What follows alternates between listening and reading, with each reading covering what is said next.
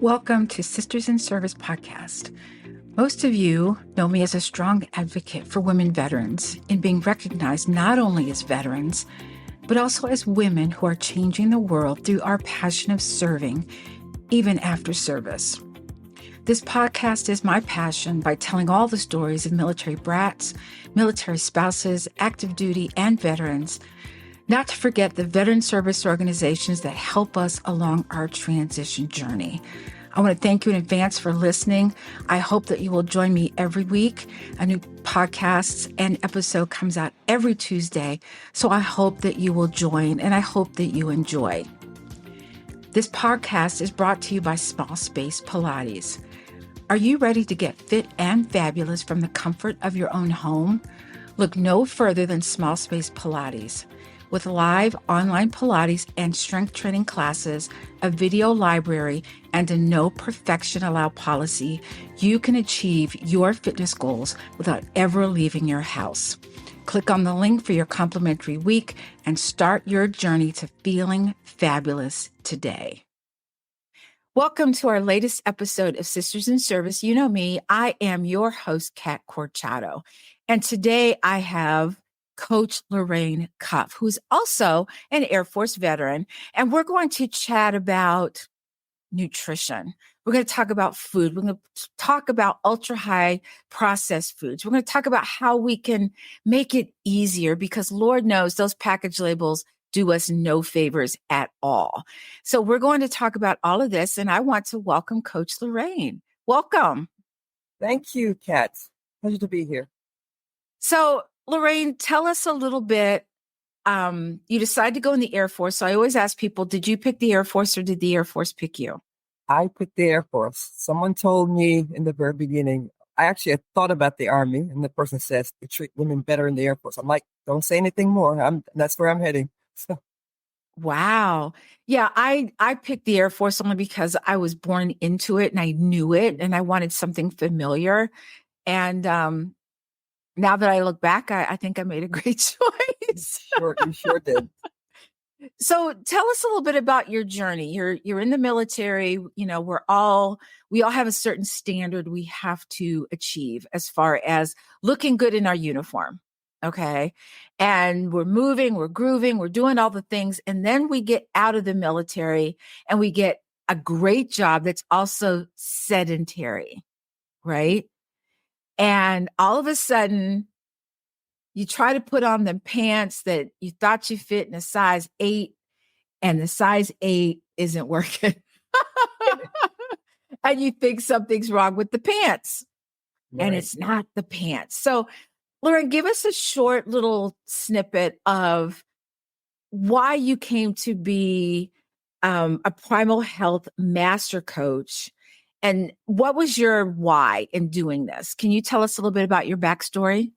I certainly can. So I'm sure you know for sure, Kat, that many of us, even the reason that some people get out is because of health challenges and not being able to keep up with the standards required to stay in. And for a number of years, maybe the past 10 years or so, I know I've struggled back and forth trying to maintain the standard, not really associating it with the foods that I eat. Like, for the most part, I thought I ate relatively healthy. I ate salads. I did do low fat because I knew that wasn't, but I didn't do high fat either. But I knew that fat is something necessary, especially for us as women. But as I tackled each challenge, and the challenges were in terms of, well, of course, weight gain was one thing. I used to have acne quite a bit, and also joint pain, and just trying to maintain things. And it's not until the past 6 years that I discovered that I was on borderline pre-diabetic. And I thought to myself, goodness. Yeah, I'm in the Air Force. Why? How could this be a thing? Now, of course, one of the things in my family, I guess I had the luck of the gene pool where there is a lot of members in my family that are come back with diabetes or even pre-diabetes. But even with that, it's not as if everyone in your family has that concern. And until you know the full details of what that's about, you don't know how to really challenge to face those challenges. Another thing that I combated was being hyperglycemic. So my mother, hyperglycemic also. I used to trump it up, well, my mother's hyperglycemic, so I'm hyperglycemic. So I guess if she has it, and I have it. And not recognizing the association between hyperglycemic and diabetes, and it's pretty much associated with what we eat. When you are a sugar burner, then yes, you are going to be prone to be high glycemic as opposed to being a fat burner, which helps to level the plane, and that's a better fuel for your body in general. But it's always good to be metabolically flexible. So you need to be able to balance both. Yeah, but yeah, once I started. When did you find that eating better just helped? Like, was it a surprise to you when you started feeling better after eating better? So for me, there were certain foods I noted that would impact me, and we always refer to it as being getting nostalgic, getting lazy after eat a meal. So there were certain foods, certain meals that I would become more lethargic eating food. So you kind of work on eliminating those things. And it was the hypoglycemia is what really started me on the positive journey. When I started addressing being hypoglycemic, I could not miss a breakfast meal, or else I'd be terrible headaches and a number of other things. And when I started doing intermittent fasting and pushing that my eating window, making it a little wider, and pushing my meals back, eating the appropriate foods, the hypoglycemic went away. And not only did the hypoglycemic go away, but also the acne, joint pain was less. And so I started exploring more and more. Okay, what else can I do to tilt the scales in my favor? So I went to gluten-free initially. And that had an impact on me in terms of the weight loss. Now I started losing weight going gluten-free. But like anything else, you get to the point where you plateau. And I say, okay, well, what else can I do to try and challenge these concerns? So from there, I started exploring more and more about the ketogenic diet. Unfortunately, I'm not one to not eat meat. Yeah, I'm a carnivore too. I'm sorry. I Yeah, just said. yeah. And when you do the research, you find out it's not the meat itself is the problem. It's where the meat is coming from. What was Yes. that cow or that chicken or that pig or whatever that is you eat? What was it being fed? How were they And it, raised? Where were they right, and how raised, they're et raised. cetera? Yeah. Yeah. And you basically learn what they're eating is what you're eating, and that could be impact you in the worst way. So yeah, so obviously it took me the journey of a ketogenic diet, and I started doing what I refer to as a ketovore diet, and that's when I really started feeling a lot more healthy, and just things started going well for me in general. Mm-hmm. So in other words, you're telling me that you experimented a little bit. You tried to find Yeah. out what actually worked for you. Because, people ask me all the time, they're like, do diets work? And I go, yeah, they do. And they look at me like, really? I said, well, they work for these 5 people over here. And this diet works for those 4 people over there. Why do you think there's so many diet books on the market? But I also know that, and not to any of our fault, number one, reading the back of a package and you can't pronounce any of the words is ridiculous. And on top of the fact that we have a lot of companies that, how can I say this nicely? Okay, they lie to us. They do. They lie to us and say, oh, there's no trans fats, there's no this, there's no that. Remember the whole non-fat, that whole thing? Remember no fat? And you thought, that's great, right? Remember that whole thing? Yes. No non-fat chips, non-fat cookies. But what they didn't tell Everything. us was that there was so much sugar in it, it didn't Yeah. matter. Yeah. And They took so, the yeah, they just, and that became, everyone was, oh, I remember these cookies that tasted good, but, and then you read you get educated. Okay. When you know better, you do better. And The question I wanted to ask you, Lorraine, is why do you think so many people find it difficult to eat healthy? And I know that's probably a loaded question, but is there one consistent thing that people come to you for? So the majority of people come with usually with weight gain, and especially around the midsection. You know, a lot of us as female, as we age, and the stress of life. It could be the stress of And retirement. It could be the inflammation. stress. Oh, that's a loaded. That one is very Okay, loaded. that's the next show, you guys. Yeah, but they come to it because like the stress. They think that the weight is going to stay off, and it doesn't matter. You could be a slim person, but that abdominal obesity is still going to get the best of you if you're not eating right and if you're not doing the things that will help minimize stress, doing the right type of exercises and not overly exercising, because a lot of us think that if we exercise, we do the Oh, we think more's P90X better. and Yeah, more's it's better. Yes. I have a friend who she exercises to eat instead of eating healthier, so she won't have to exercise as much, and she still has love handles. So are you really doing yourself good? But Exactly. that's one of the key things that people do reach out to me, and also even in terms of wrist pain, not recognizing that the inflammation and certain foods are causing our joints to have certain buildups, Mhm. so that it basically ends up being painful to do certain things, and it just increases over time. And not Yes. well. I just saw a documentary about your microbiome in your stomach Mm. and how essential it is to keeping us healthy, reducing inflammation. And now they're even doing studies on how it could possibly, and don't quote me on this, but other illnesses, how it's Mhm. related to other illnesses. And so I wanted to talk a little bit about the whole fast food thing. A lot of people, and I get it. I understand that sometimes you're tired, you just want to get something to eat and be done with it. But when you're eating fast food all the time, that's not good for you. Now, I also understand that some people that's all you got right now. That's what you can afford. But I tell clients all the time that if you see a food advertised on TV, it's probably not a good idea. It's probably nutritionally less than what it should be. Mhm. So people always talk about good food, bad food. And there's no such thing as bad food. There is food. And correct me if I'm wrong, there's food that's nutritionally more balanced for you than other food. Now, I could sit there and say I can eat a whole box of ice cream and it's full of protein and all this other stuff.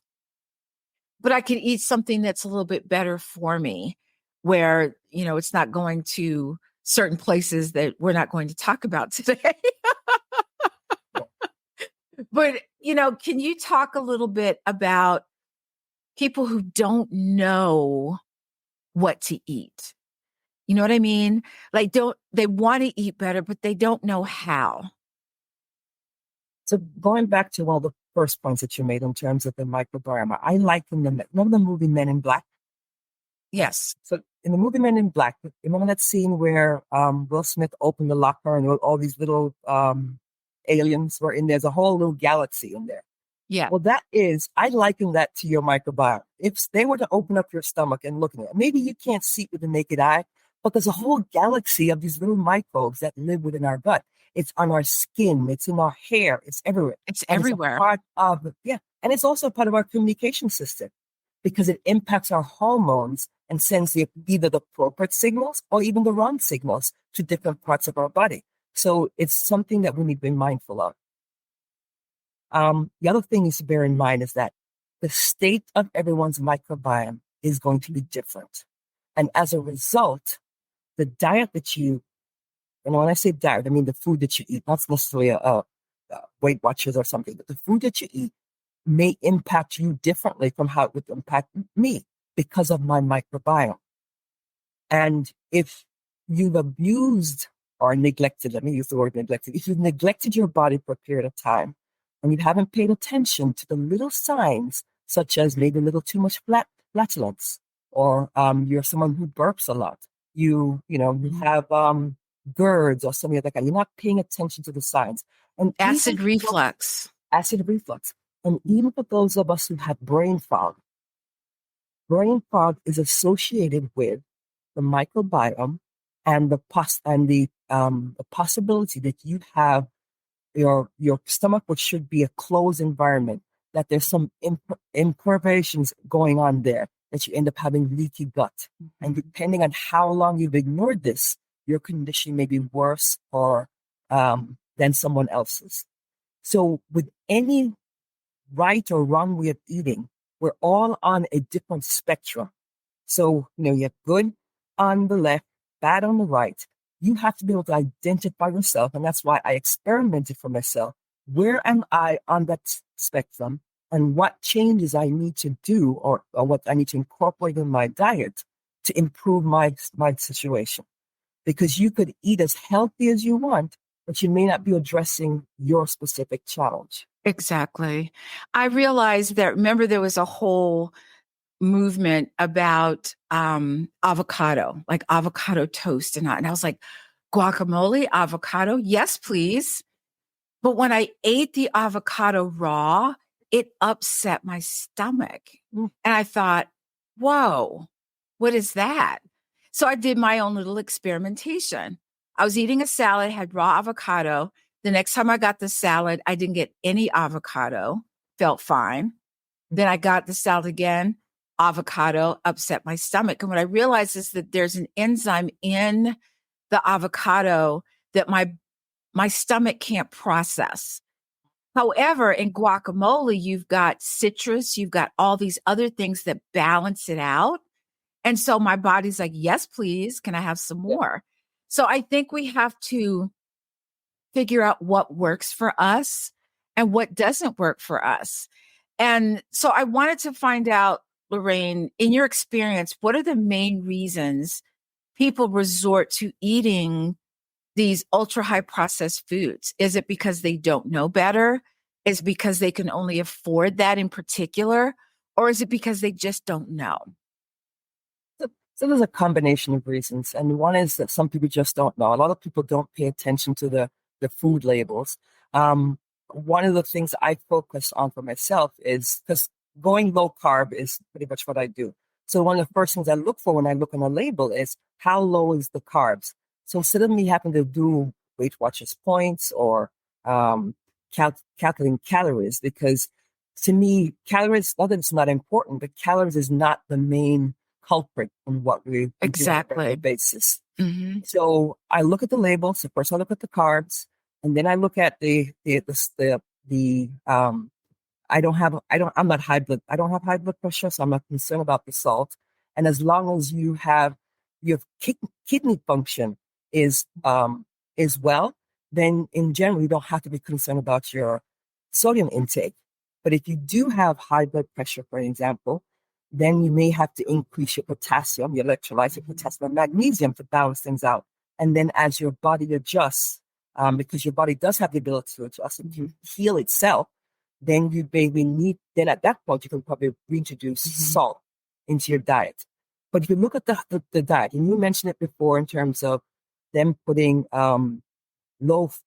taking out the fat out of most of our processed foods, really. Yeah. And when they took that out, they increased the sugar.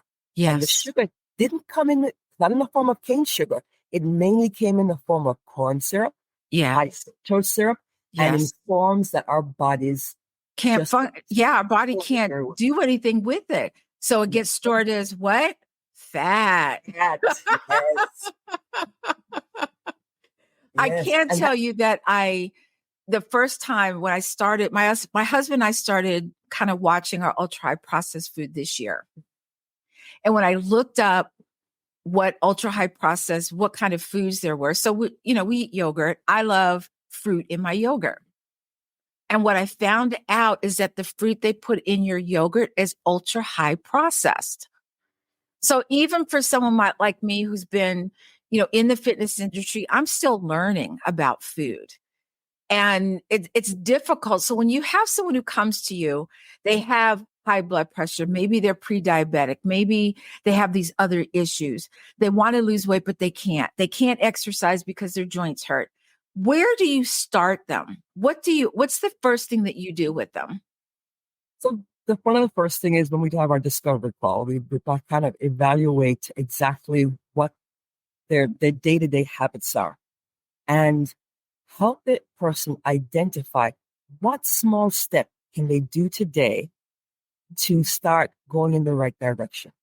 One of the challenges I think a lot of uh, clients, not necessarily my clients, uh, folks have is that when they do reach out to a health coach, some health coaches are giving them a whole lot of things to do at once. And it becomes overwhelming and not sustainable. So generally, you try to work with the individual and ask them specifically, I'm not going to decide for you what you can do. You need to let me know of all these things we've discussed. Which one of these things over the next 2 weeks, for example, maybe a week, which one of these things that you're willing to address at this point? And we'll work with it incrementally as we go along. So it's like anything else, it's like a muscle, you know, let's identify this one item and make this muscle work for you. Make this And happen. yes, make it happen. When it comes to exercise, a lot of people, like I said, because of joint pain and other things, is that they're overwhelmed, they're tired, they're in pain. All right, so no matter what, we still need to get you moving. I don't necessarily need you to exercise right now, but Just move. just move. So what movement, and how come identify what has worked for them in the past, right? And if it's worked in the past, is there something that you can start incorporating into maybe even if you do it 1 day a week in the beginning, and then as time goes by, now you can do 2 days a week, and then eventually 5 days. But it's taking things in small, manageable steps that the client can work with on their own. Why can't we do that, Lorraine? Why does people go from never working out to working 5 days a week, doing all the things, and then they realize that, they can't maintain that because nobody can maintain that. And you want to know why? Because it's a lifestyle change. That's why. If you change how you eat and you change how you exercise and you change, that's a lot to do. Change workout 1 day a week. Find a day where 90% of the time, you know that you can make that day. And then as you get used to it, how you get used to it? You don't have to think, oh, what day's my workout? You know exactly what day your workout is and at what time. And so that's huge what you just said is, exercising and doing things in small steps, but we want everything now. You know what I mean? And that's what it is. It becomes it becomes overwhelming because people, good intent, they'll go on a call and say, oh, I'm going to do this 5 days a week. I'm like, yeah, you say that now, but you haven't really stopped to think about the roadblocks that can come up. And the roadblocks can be, as it could be your family member. It could be your coworkers. It could be the fact that the local grocery store doesn't carry what you want. You're going to travel a further distance away. So you haven't really planned out what will work for you and eliminating the challenges that could prevent you from being successful. Yeah. So those are things you have to identify early. Exactly. And you also have to know, what you're capable of doing. And sometimes, like you said, our friends and our family don't want you to be successful. I hate to say that, but some friends and family just want you to be where you are right now. And you want to be healthier and, you don't know where to start. It's what's one small step, Lorraine, that people can take away with them today as far as nutrition? What's the one thing that you think, that one tip? So the one tip, I think almost every diet basically agrees that we need to eliminate as much processed food as possible and eat whole food. So you start out with, when you do go to the store, look at the labels. If it's processed, even if it says Impossible Burger, because that's processed too. Yeah, that's processed too. Yeah. People think they're eating healthy, but that's processed.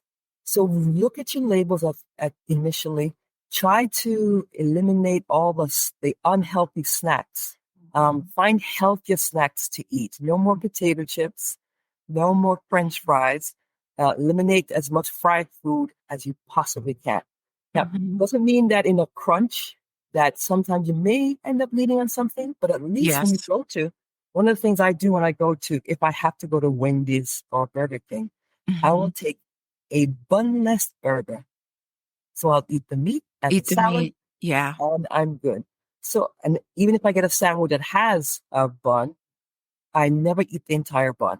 So it Yeah. all depends on the goal that I'm trying to achieve. If I'm at a point where I know I need to really trim down, then the carbs are going way down. Yes. But like you said, eliminate processed food, lower your carbs, and that carbs mean first eliminating sugar, and then focusing on the breads and the potatoes and that type of thing.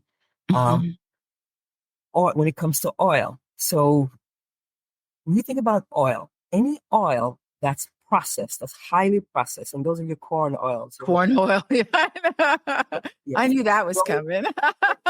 Those oils are chemically They don't created. break down. Yeah, they No, don't break down.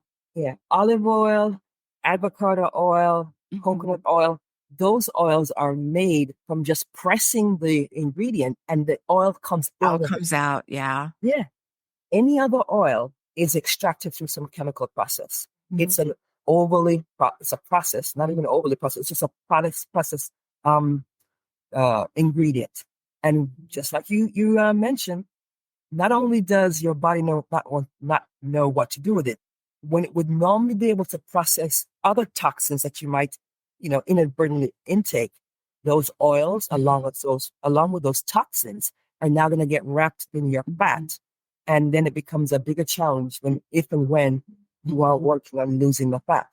Absolutely.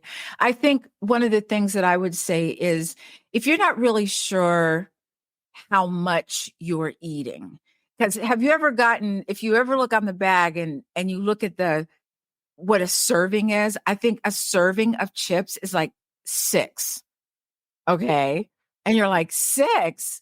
So what I used to do is I would take a weekend, a Friday, a Saturday, and a Sunday. I would write down everything that went into my mouth, from chewing gum to whatever it was. And you might be horrified at how much food you are eating or how much food you're not eating. That's the other thing. And we're running out of time, Lorraine. I would love for you to come back and talk about that aspect of it. But where can people find you, Lorraine, if they need your help? So you can find me at lorrainecuff.com. And also, if you do a search on Heal Me, HEAL.me, I'm there as a health coach. A lot of my services are available there. I'm on Instagram, Facebook, LinkedIn. So I'm there ready to help as many of my veteran sisters I possibly can, because we deserve and need that support. Yes. So would you be willing to come back and do a part 2? I would definitely would. Yes. All right, everyone. We've talked about so many things, and the bottom line is keep it simple. Keep it simple to begin with. It's not going to happen overnight, because as I tell clients sometimes, they're like, oh, how long will it take me to lose the weight? And I said, how long did it take you to put the weight on? And then they just they give me a blank look. That's not being mean, it's being realistic. Okay. We're going to come back. We're going to have a part 2 with Coach Lorraine. And as always, please stay safe. Take care of each other. Until next time. And it's never too late to start your impossible.